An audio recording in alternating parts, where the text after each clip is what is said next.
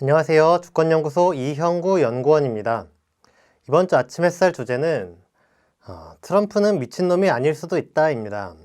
이게 제목이 어떻게 보면 황당할 수 있겠는데 그럼 트럼프가 뭐 정말 미친 사람이겠어? 라고 생각하실 수 있지만 어떤 사람들은 트럼프가 미친놈이라고 생각하기도 하죠. 그러니까 트럼프가 또라이이기 때문에, 그러니까 이상한 사람이기 때문에 트럼프가 정말 미국을 엉망진창으로 이끌었고, 그래서 미국이라는 세계 초강대국이라고 불리지 않습니까? 이런 미국이 엉망진창이 됐다.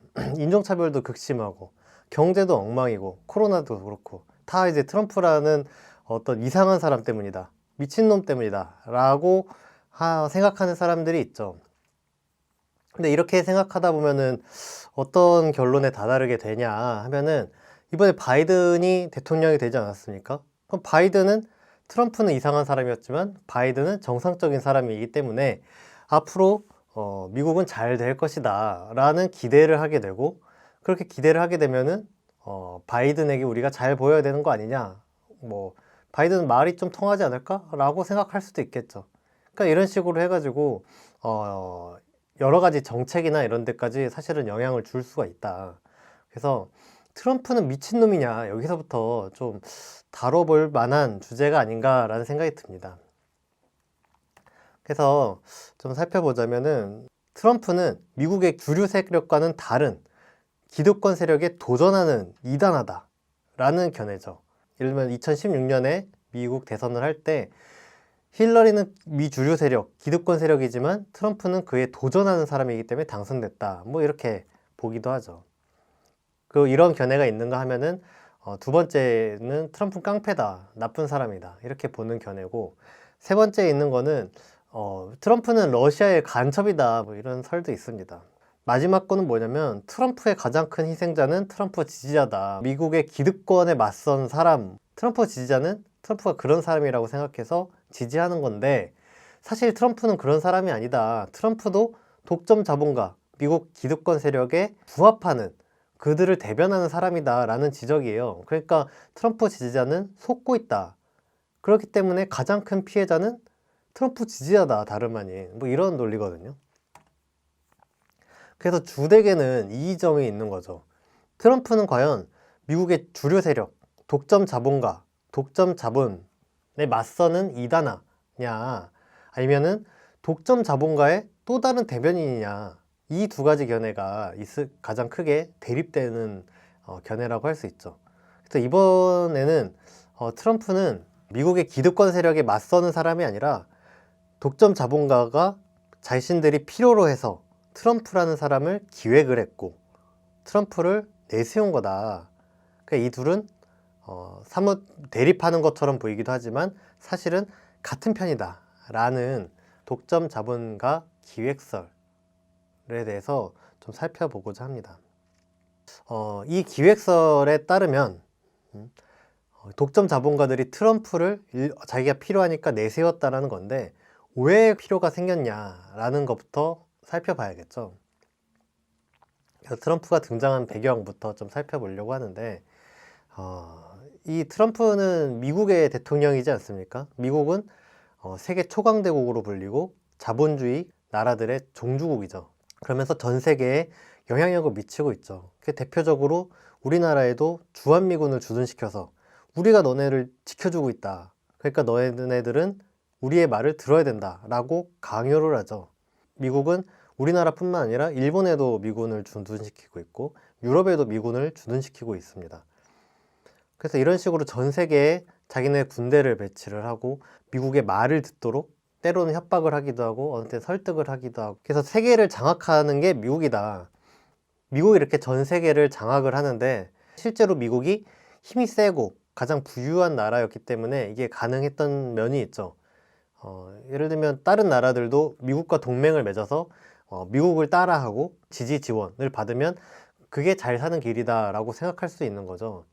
그 대표적인 예가 마셜 플랜입니다. 마셜 플랜이 1940년대 말 50년대 초에 있었던 일인데, 미국이 유럽 나라에게 약 127억 달러 경제 지원을 해준 거예요. 이 해준 이유는 당시에는 자본주의와 사회주의가 냉전을 하던 시기니까 자본주의가 승리하려면 자본주의 나라들이 사회주의 나라들보다는 잘 사는 것처럼 보여야 하지 않겠습니까?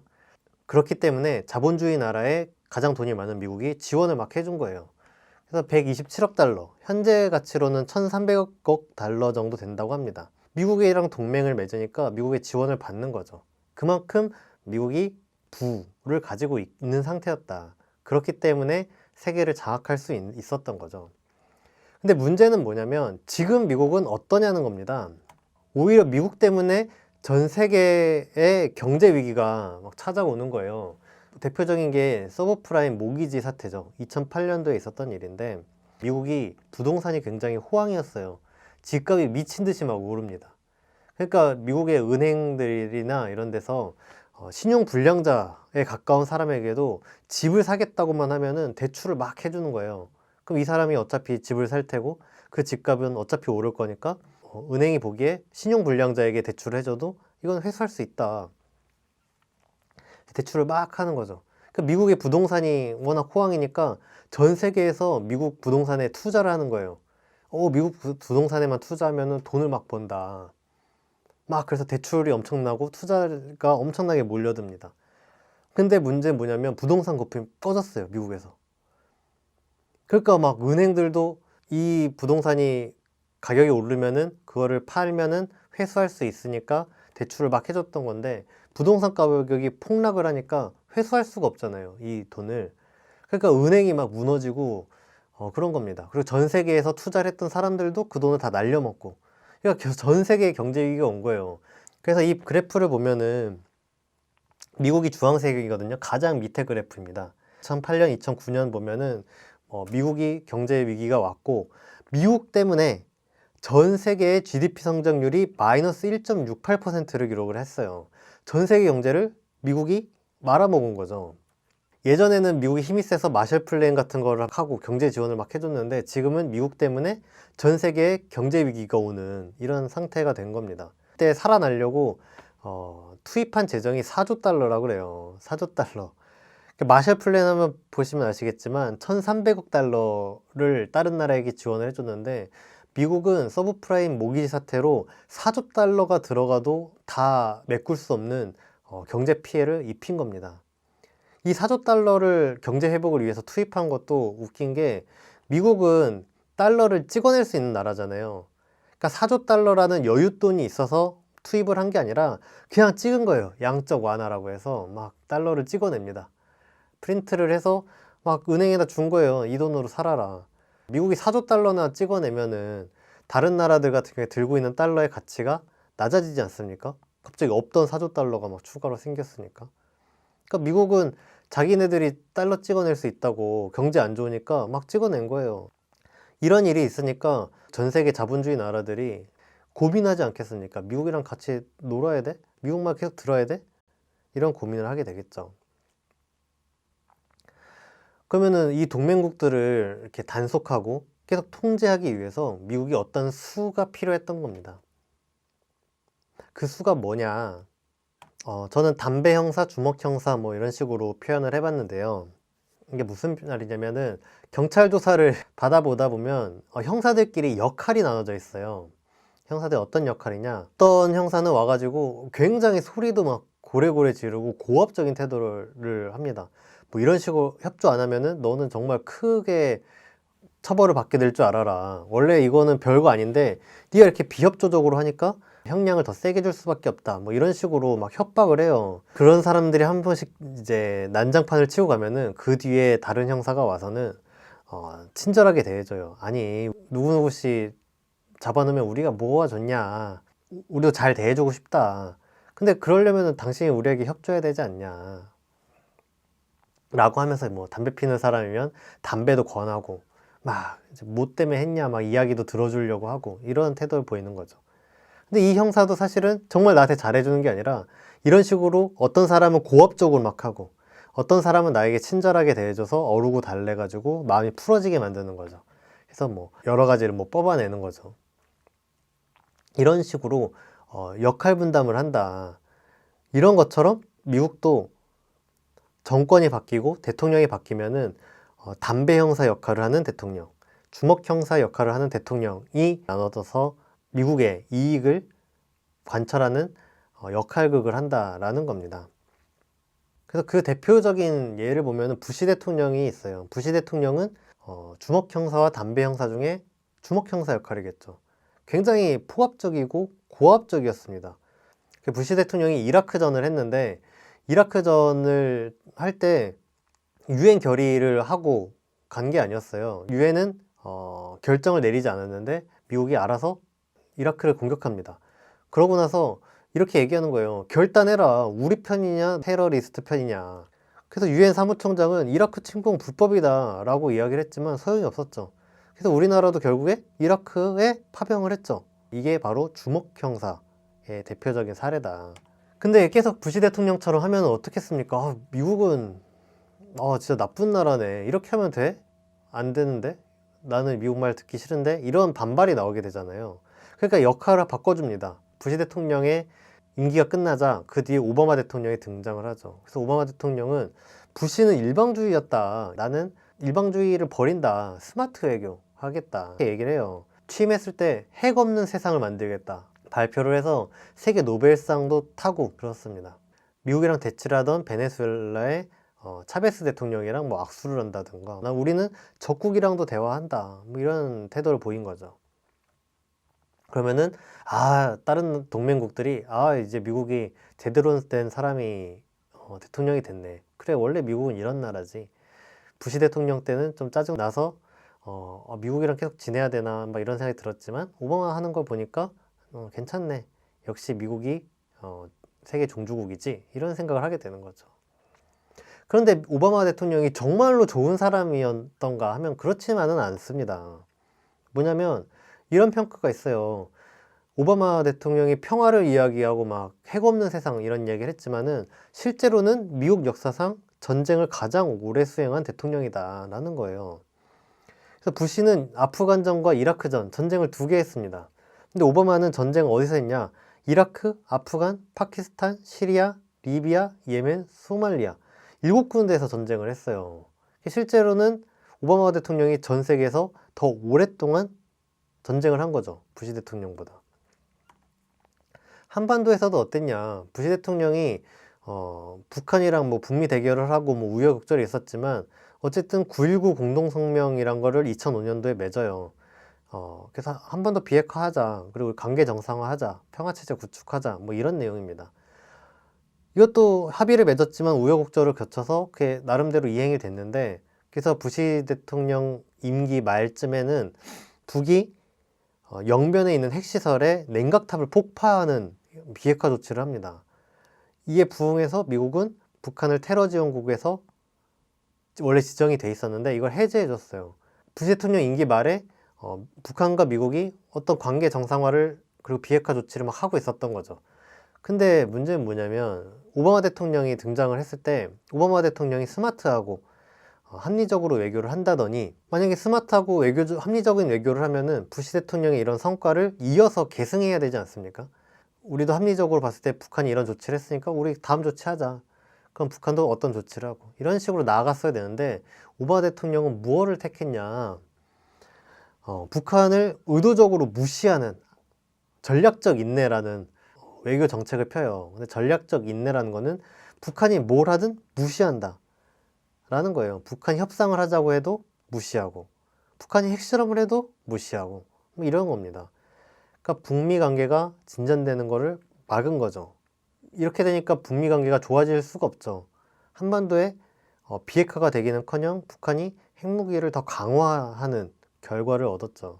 오바마 대통령 임기가 끝난 뒤에 오바마가 대북 정책은 완전히 실패했다라는 평가를 받았습니다. 그러니까 오바마 대통령이 상당히 영리한 척 하지만은 실제로는 전쟁도 많이 하고 북미 대화도 제대로 진척시키지 않았다. 어떤 양의 탈을 쓴 늑대 꼴이다 라고 할 수 있는 거죠. 그래서 부시 대통령은 대놓고 전쟁을 하고 동맹국들에게 참여를 하라고 강요하고 협박하는 내용이었다면은 오바마 대통령은 아닌 척 우리 동맹을 위하는 척 하면서도 실제로는 본바탕에는 전쟁을 더 많이 하는 본질을 갖고 있는 거다. 부시나 오바마나 본질적으로 차이가 있는 건 아니고 주먹 형사와 담배 형사처럼 역할극을 한 거다라는 겁니다. 트럼프가 독점 자본가들이 기획했다라는 기획설에서는 보면은 어떤 거겠어요? 트럼프는 주먹 형사 역할을 한 거죠. 오바마 대통령 다음에 이 그래프는 미국의 당시 트럼프 대통령이 등장했을 때 경제 상황인데 보면은 미국이 전 세계 경제 성장률, 우리나라 경제 성장률 이런 거에 못 미치는 상황이었다. 그리고 반면에 뭐 중국이나 이런 나라들은 승승장구하고 있었죠. 그러니까 미국이 경제적으로 매우 위기한 상태였고 중국이 상당히 빠른 속도로 쫓아오고 있는 상태였죠. 경제적으로 위기 상태였다. 이런 상태에서 등장한 트럼프 대통령이 주먹 형사 모습을 보였죠. 중국과 일단 무역 전쟁을 막 했죠. 처음에는 관세 전쟁, 지금은 전방위적인 경제 전쟁이 되고 있죠. 그래서 그때 당시에 뭐 중국이 무역으로 5천억 달러를 뺏어가고 있다. 우린 이제 더 이상 이런 손해 보지 않겠다. 라면서 중국에게 경제 제재를 하고 뭐 우리나라한테도 어떻게 했습니까? 무기를 방매를 했어요. 그리고 유럽에 대해서도 부유한 나라들이 국방비를 안 낸다. 주동미군이나 이런 것 때문에 미국의 경제 피해가 너무 심하다. 이런 식으로 윽박지르면서 니네 나라들 국방비 올려라. 방위비 분담금 더 내라. 협박을 하지 않았습니까? 그래서 독일 같은 경우에는 국방비를 11% 올렸어요. 엄청나지 않습니까? 뭐 5%, 3%도 아니고 11%를 올리게 만들었습니다. 그런데도 불구하고 독일이 돈 안 낸다. 그러니까 주동미군을 감축할래. 이렇게 했습니다. 그러니까 아까 나온 것처럼 야, 트럼프 깡패네. 이런 평가를 들은 거죠. 그러니까 트럼프가 이렇게 주먹 형사 역할을 한 거예요. 동맹을 존중하지 않는 사람이 어쩌다가 대통령이 된 바람에 지금 이렇게 전 세계에서 폐악제를 부리고 있는 거다라는 인식이 많다는 겁니다. 트럼프는 깡패다. 정권이 바뀌면은 미국이 정상으로 돌아올 텐데 이런 폐악질은 하지 않겠구나라고 생각하게 되는 거죠.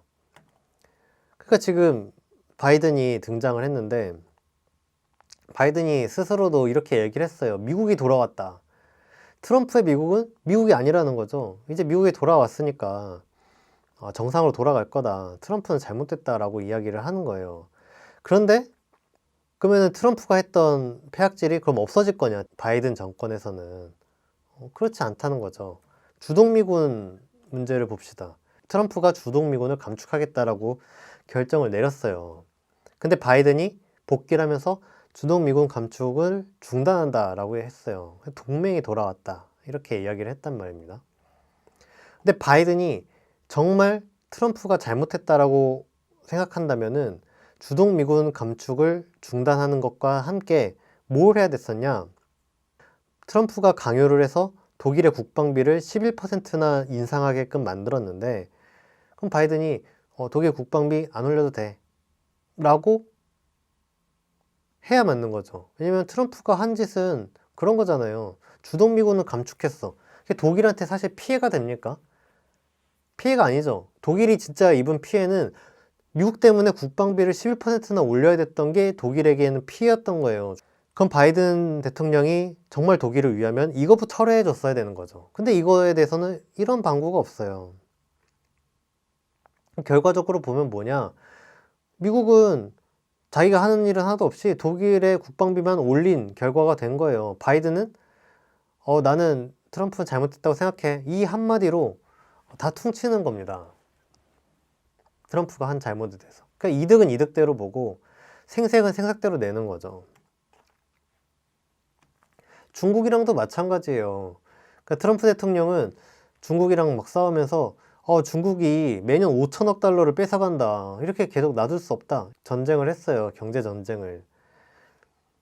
그럼 바이든이 그럼 입장이 다르냐? 바이든은 이렇게 얘기합니다. 미국의 번영, 안보, 민주적 가치의 가장 심각한 경쟁국인 중국의 도전에 정면으로 대응할 것. 뭐 이렇게 얘기를 해요. 이게 무슨 말이에요? 나도 중국이랑 싸울 거야 라는 말이잖아요. 트럼프랑 바이든이랑 차이가 뭡니까?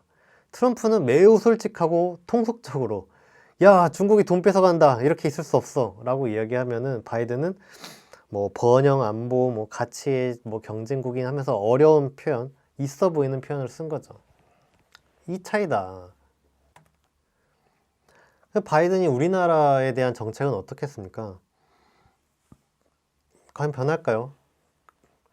그러니까 방위분담금 최근에 기사가 나오죠. 13% 인상으로 한국과 미국의 의견이 접근했다고 합니다. 그러면은 트럼프 대통령은 원래 5배를 인상하자고 했었잖아요. 1조 원 정도인데 6조로 올리라고 막 했단 말입니다. 근데 바이든이 등장하니까 야 5배 인상하라더니 역시 이거는 철회하는구나. 대신에 이제 13%. 야 5배보다 13%면은 얼마 안 되네. 이 정도는 받아들여줘야지 라고 우리가 생각해야 되는 거예요? 그런 건 아니잖아요. 14% 엄청나게 인상을 하는 겁니다. 그러니까 트럼프가 막 압박을 해놓은 덕에 바이든은 13%를 선심 쓰는 척 합의를 해주는 거죠. 미국이. 그런 꼴이 되지 않았습니까? 그러니까 밑에 중앙일보 기사 보면은 아 우리 돈은 됐고 같이 뭐 중국 견제 좀 해달라 뭐 이런 식으로 선심 쓰는 척 하는 거예요. 이러면서 뭐 어떻습니까? 사실은 미국이 이득을 얻는 건데. 근데 심지어 미국이 얻으면서 선심 쓰는 척 하면서 이렇게 해도 되는 거죠. 우리가 13%에 동의를 해줄 테니까 니네 우리한테 더 뭔가 내놔. 오히려 이렇게 되는 거예요. 그래서 중앙일보가 이렇게 보도하기도 한 거죠. 바이든이 숨은 청구서가 있지 않냐. 13%로 합의해주는 대신에 뭔가 더 내놓으라고 하는 거 아니냐. 중국에 대한 견제. 중국 견제는 뭡니까? 사드, 뭐 중장거리 미사일 배치, 뭐 이런 거가 있을 수 있겠죠. 그러니까 이렇게 되면은 오히려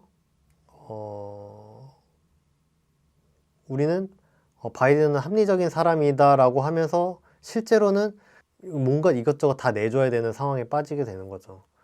트럼프 대통령이 한미 워킹 그룹을 만들지 않았습니까? 그러니까 여기서 대북 정책 이런 거 하나하나 다 뭐 승인을 받아라 하면서 워킹 그룹을 만들었는데 뭐 바이든 대통령이 트럼프가 이건 깡패 같은 내정 간섭이다. 이거 취소해 줄게. 이렇게 하는 게 아니란 말입니다. 워킹 그룹 유지하자. 이렇게 된 거예요.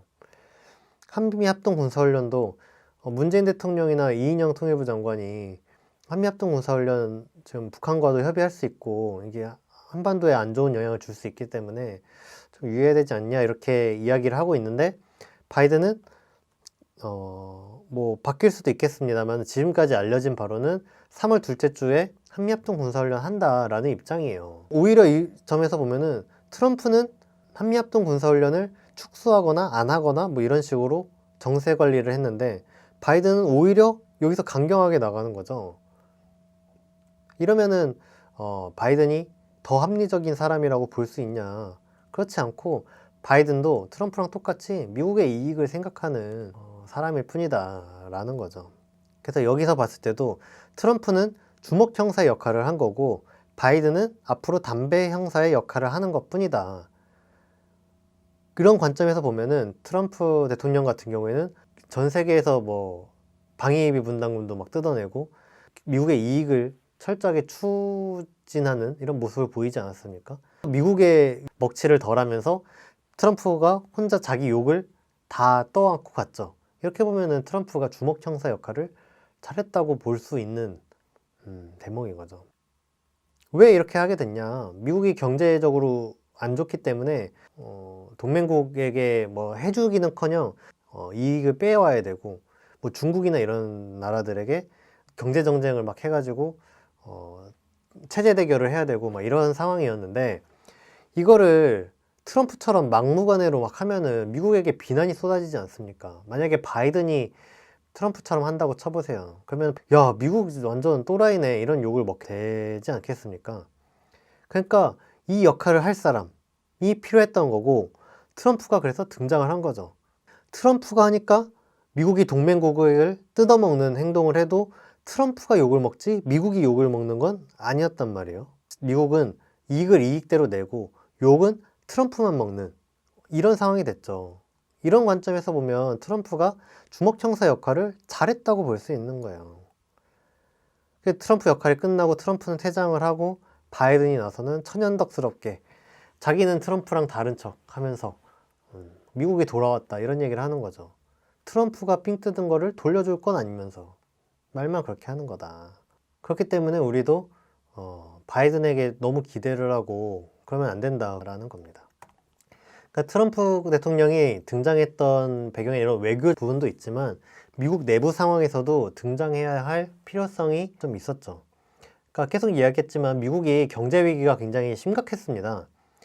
그래서 코로나19 때도 경제 피해가 미국이 유독 컸죠. 코로나19 확진자가 너무 많이 나오니까, 그리고 경제 피해가 너무 크니까 4조 달러를 공급을 했어요. 4조 달러 혹시 기억나시나요? 서브프라임 모기지 사태 때 2009년부터 2011년까지인가 해가지고 3년 동안 서브프라임 모기지 사태를 극복하기 위해서 양적 완화를 한 돈이 4조 달러예요. 그거랑 똑같은 액수를 코로나19 때문에 경제가 안 좋아졌다고 해서 1년 동안 퍼부은 겁니다. 그러니까 미국 경제가 심각한 거죠. 이렇게 돈을 퍼부어도 미국 경제 성장률이 마이너스예요. 플러스가 되지 않을 것으로 보입니다. 그래서 2019년에는 미국의 금리가 거의 제로였습니다. 제로. 그러니까 돈을 빌리면 이자를 안 내도 되는 거예요. 이게 무슨 뜻입니까? 돈을 그냥 막 빌려가라는 거죠, 사람들한테. 돈을 빌려가서 어떻게 해요? 공장을 짓든 어디다 투자를 하든 그래서 이득을 내라. 은행에 돈을 맡겨봤자 니네가 얻어갈 거 하나도 없다. 이자가 0%. 대출을 해주면은 대출을 받아서 어디다 경제 활동을 해라. 그래서 경제 좀 살려달라. 이런 극단적인 처방을 한 거예요. 근데도 미국 경제가 좋아지지 않았어요. 어떤 생각 드십니까? 만약에 대출을 받는데 이자를 안 내도 돼. 그러면 대부분 사람들이 이제 부동산을 하게 됐죠, 우리나라. 미국도 마찬가지고. 경제를 활성화하라고 제로금리를 했는데 경제가 살아나진 않고 사람들이 대출 받으면 다 부동산에 투기를 하는 거예요. 부동산 값만 오르고 경제는 활성화하지 않았습니다. 이런 상태였다는 거예요. 미국이란 나라 전체가 경제 위기에 빠졌는데 힘들게 된 거는 미국인 전체가 아니죠.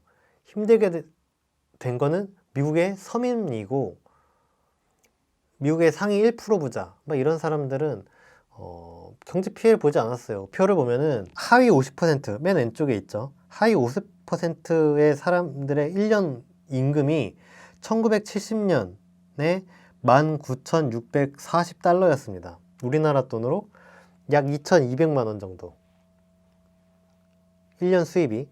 근데 2018년도에 27,642달러. 이게 얼마냐면은 3천만 원 정도 돼요. 그러니까 1970년부터 2018년까지 50년 가까이 시간이 흐르는 동안 하위 50% 사람들의 1년 수입은 800만 원 정도 오른 겁니다. 상위 1%, 왼쪽에서 네 번째 있죠. 탑 1% 이렇게 있죠. 상위 1%는 어떠냐? 1970년대는 이렇고 2018년도에는 이렇습니다. 일단 숫자 단위가 다르죠. 우리나라 돈으로 얼마냐면은 1970년에 3억 6천만 원이었어요. 2018년에 얼마냐? 12억 7천만 원입니다. 한 3배에서 4배가 올랐어요. 9억 원이 올랐습니다. 그러니까 상위 1%의 수입이 9억 원 3, 4배 오를 동안에 하위 5%는 800만 원 올랐다. 이렇게 2배가 되지도 않았어요. 그러니까 빈부격차가 최고에 달할 수밖에 없죠. 엄청나게 심각한 상태인 겁니다. 그래서 미국에 어떤 현상이 있었냐면은 사회주의에 대한 열풍이 막 불고 있었어요. 그래서 2011년, 2012년 이때 기억하시는 분들도 계실 건데 월가를 점령하라 시위가 있었어요. 월가는 뭡니까? 금융회사들이 있는 곳. 미국의 부가 집중되는 곳이란 말이에요.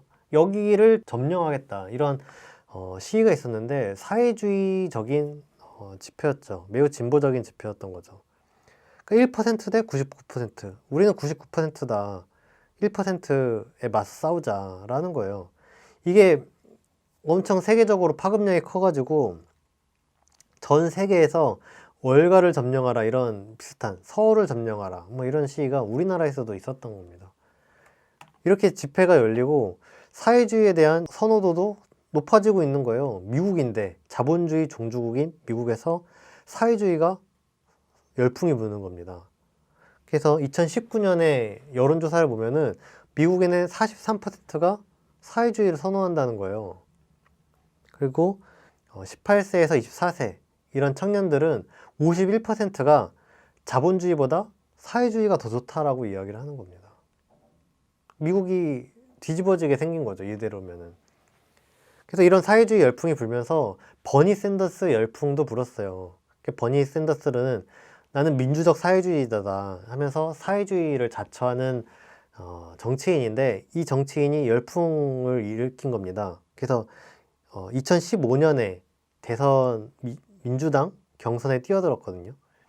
이때 샌더스가 맨 처음에 시작할 때 지지율 8%로 시작했는데 6개월 정도 지나니까 2015년 2월부터 뛰어들어서 8월에 다시 여론조사를 하니까 44%로 뛰어오른 거예요, 지지도가. 지금의 대통령인 바이든은 그때 10%였는데 9%로 떨어지고 샌더스가 압도한 거죠. 이렇게 열풍이 불었다. 근데 여기서 트럼프가 등장했다는 겁니다. 그래서 트럼프가 어떤 역할을 했냐, 미국 내에서. 트럼프가 어떤 사람입니까? 굉장히 극우적인 행보를 하잖아요. 인종차별적인 발언을 서슴지 않고, 트럼프가 힐러리 클린턴에 대해서 총을 쏴야 된다, 이런 발언까지 했어요. 그래서 민주당이 암살 유사냐, 이런 식으로 비난할 정도였거든요. 이게 상상이 잘 안 가죠. 그러니까 내년에 대선이지 않습니까? 국민의힘당 대선 후보가 나와가지고 민주당 대선 후보를 총으로 쏴 죽여야 된다 이런 얘기를 했다고 생각을 해보세요. 엄청나게 욕을 먹고 비판을 받고 지지율이 폭락하게 되겠죠. 근데 트럼프는 이런 얘기를 한 거예요, 실제로. 그리고 대통령이 당선이 됐어요. 그 대통령이 당선돼선 또 어떤 얘기 했습니까? 백인은 좋은 유전자를 가졌다. 이게 선민의식 이런 거 아닙니까? 트럼프 지지자들이 트럼프를 위해서 폭탄을 만들고 총을 들고 나오고 이렇게 하는 지경까지 이르렀어요. 그러니까 트럼프가 나오면서 이렇게 상황이 되니까 미국에 있는 진보적인 사람들, 사회주의를 이야기하던 사람들이 이런 트럼프 열풍, 극우가 대두하는 거에 맞서서, 원래 미국의 국민의 여론은 이랬습니다. 미국의 기득권이 문제다. 그러니까 우리는 사회주의적으로 나아가야 된다 라고 하면서 샌더스 열풍이 불고 있었어요. 근데 트럼프가 어떤 역할을 했냐, 미국 기득권이 똑같이 문제야 라고 하면서 대신에 사회주의가 아니라 극우로 가야 된다라고 트럼프가 제시를 한 거예요. 근데 트럼프가 대통령이 됐잖아요. 그러니까 미국 사람들이 야, 우리가 사회주의를 하려고 했는데 사회주의는 고사하고, 야, 일단 트럼프부터 막아야 되겠구나. 트럼프를 막으려면 어떻게 해야 되냐, 미국의 원래 기득권 바이든을 지지하게 되는 겁니다. 원래 미국인들이 위기감을 느끼고 미국 기득권에 맞서 싸우면서 사회주의적인, 더욱 진보적인 미국을 만들려고 하고 있었는데, 트럼프가 나타나면서 이 분위기가 극우 분위기로 불면서 미국의 진보적인 분위기를 말살시켰다, 압살시켰다라는 거예요. 바이든이 굉장히 진보인 것처럼, 상식적인 사람이고 좋은 사람인 것처럼 만들었죠. 이런 역할을 트럼프가 했다. 여기서도 트럼프가 자기 역할을 잘했다고 볼 수 있겠죠. 이런 데서 대외적으로는 주먹 형사의 역할, 대내적으로는 여론을 없애고 극우로 전환시키는 역할을 트럼프 대통령이 해낸 거다. 독점 자본가의 임무를 받아서. 이게 바로 기획설이다 라는 겁니다. 자, 그럼 정리를 하면서 미국과 트럼프가 앞으로 어떻게 될까에 대해서 말씀을 드려보겠습니다. 일단 미국은 바이든이 대통령이 됐지만 그럼 이제 바이든 대통령이 됐으니까 잘 될 거냐 했을 때 그렇지 않다라는 거죠. 미국 경제가 안 좋은데, 미국이 원래 경제 성장을 할 때 침략을 하거나 착취를 하는 방향에서 진행을 했습니다. 경제가 안 좋아? 이라크를 공격하면서 경제 활성화를 시키고. 근데 지금은 그럴 만한 대상이 없죠. 이라크처럼 쳐들어가거나 아니면 굴복시키거나 이럴 대상이 없습니다. 북한과 가장 지금 치열하게 대결을 하고 있는데, 북한의 군사력이 높아서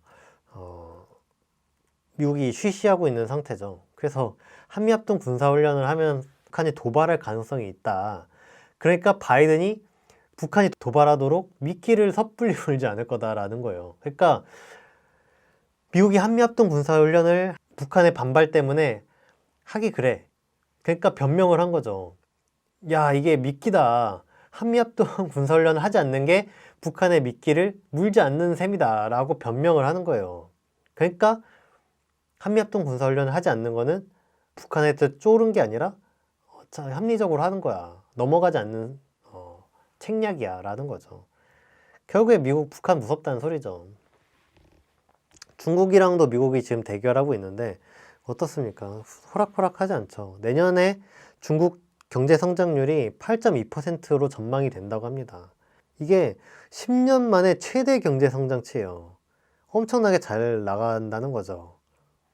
미국이 중국을 경제 제재하고 있는 상황에서 코로나19 때문에 전 세계가 경제 침체를 맞고 있는 상황 속에서 중국은 승승장구할 예정이다. 그러니까 미국과 중국의 경제 대결에서 미국이 승리할 가능성이 별로 없죠. 러시아랑도 뭐 대결을 하고 있는데 여기서도 미국과 러시아의 대결의 기본은 군사 대결이거든요. 근데 미국이 러시아를 상대로 군사 대결에서 승리할 가능성이 별로 없다. 왜냐면은 2018년에 푸틴이 차세대 무기라고 하면서 6개를 공개를 했습니다. 그 중에 하나가 극초음속 미사일이 있었거든요. 근데 이거를 미국은 2020년에 지금 이거 개발하겠다고 돈을 쏟아붓는다 뭐 이렇게 얘기를 하고 있어요. 그러니까 지금 군사적으로 미국이 러시아 뒷공무니를 쫓고 있는 형국이다 라는 겁니다. 그러니까 러시아와의 대결도 순탄치 않다. 그러니까 미국이 다른 나라를 착취하고 압박하고 경제 이득을 가져오기 어려워진다는 겁니다. 근데 설상가상으로 미국이 동맹국을 통제할 방법도 없고 동맹국이 통제에서 벗어나가고 있다는 거예요. 그러니까 미국이 중국을 이겨보려고 러시아를 이겨보려고 막 제재를 하는데 이게 대표적인 동맹국 유럽에게 경제 피해를 주지 않습니까? 그러니까 맨 위에 기사는 뭐냐면은 미국은 러시아에 대한 경제 제재를 하고 있는데 독일은 러시아랑 가스관을 연결하려고 하는 거예요. 천연가스가 가격이 싸질 거 아닙니까? 그러니까 미국이 러시아를 제재하고 있으니까 독일한테 너네 가스관 연결하지 마라 라고 이거 제재 위반이다 라고 하는 거예요. 그러니까 독일이 경제 제재 위반이구나 안 할게 라고 하는 게 아니라 그렇게 못한다. 니네가 만약에 경제 제재들을 적용하면은 유럽연합 차원에서 보복하겠다라고 나서고 있어요. 말을 안 듣는 거죠. 독일이 미국 말을 들었다가는 우리가 경제 피해를 입는데 지금 우리도 죽겠다. 근데 경제 이익을 주지 못할 망정 왜 우리에게 경제 피해를 주려고 하냐 라고 반발할 수밖에 없는 거죠.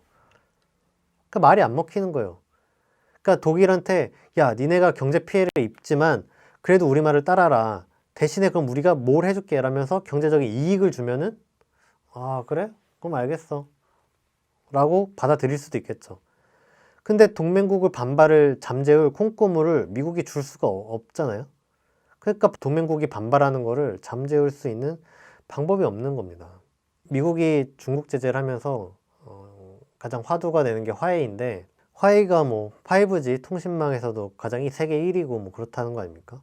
미국이 중국을 제재하고 화웨이라는 기업을 제재하는 속에서도 화웨이가 세계 통신장비 시장에서 1위를 한 거예요. 여기가 좋으니까 제재가 안 먹히는 거죠. 그러니까 동맹국을 통제를 못한다.